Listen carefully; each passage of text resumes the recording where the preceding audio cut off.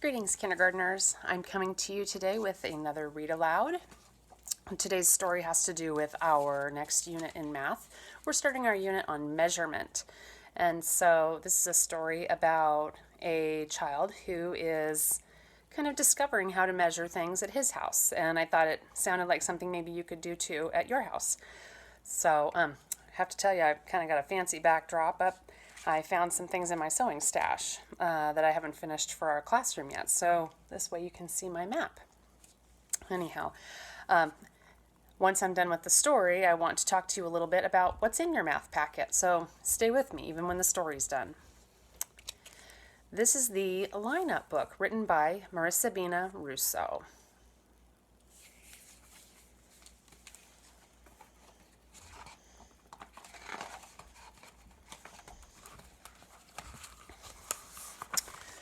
Sam dumped all his blocks on the floor. Then he heard his mother calling him for lunch. "Just a minute," Sam called back. Does that sound like anyone you know? If it happens at my house, it probably happens at yours too. Sam started to line up his blocks. They stretched all the way across his room and out the door. When he ran out of blocks, Sam said, "I need something else."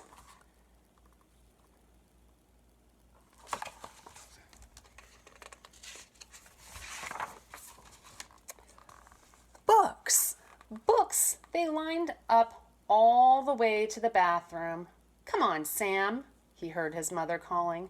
"Just a minute," Sam called back. He looked around.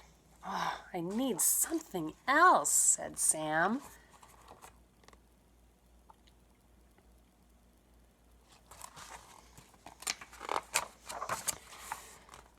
Bath toys. Oh, now the line reached the front door. "Sam, it's time to wash your hands," called his mother. "Just a minute," Sam called back. The bath toys were all used up. "Ugh, I need something else," called Sam.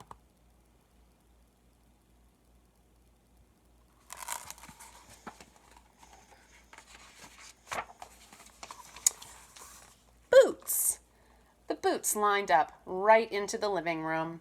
"Sam, the soup is getting cold," called his mother. "Just a minute," Sam called back. "I'm almost there." He looked around the living room. "Oh, I need something else." Wait a minute, he said I'm almost there. I wonder where he's going.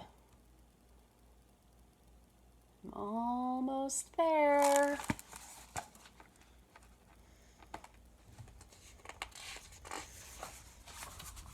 Cars and trucks. They lined up almost to the kitchen, but not quite. Oh, I need something else. "Sam, I'm going to count to 3, called his mother in a much louder voice. "No, wait, just a minute," called Sam. How many of you have someone count to 3 sometimes? Yeah, it happens. It's easier if we just stop what we're doing and then get back to it, isn't it? Sam looked all around. There were plenty of things to line up in the living room, but either they were up too high or too heavy, or they were not to be touched by Sam. "I've got to find one more thing," said Sam. "I'm almost there." "1," counted his mother. "I need something else," said Sam.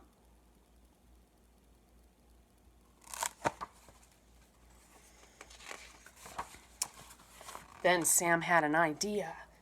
"2," said his mother. He lay down on the floor with his hands over his head. Sam just reached the kitchen. He's thinking, isn't he? Using his resources, solving problems. He looked up and there was his mother saying, 3. She looked down at Sam. "What are you doing?" she asked. "I made a line all the way from my room to you," said Sam.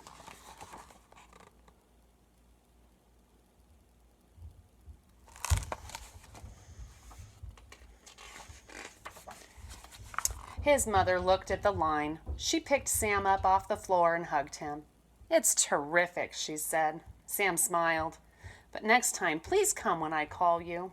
"I love you, Mama," said Sam. "I love you, Sam," said his mother.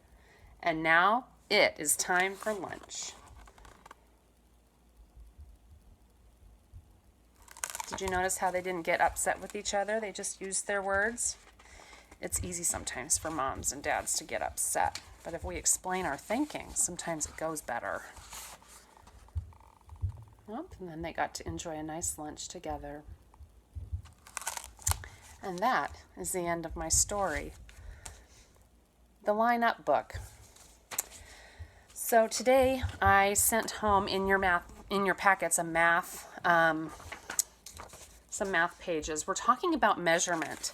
And so when you start measuring things, they're going to ask you to get cubes out. Do you see how they have cubes here? They're measuring this xylophone, and they've got 1, 2, 3 cubes.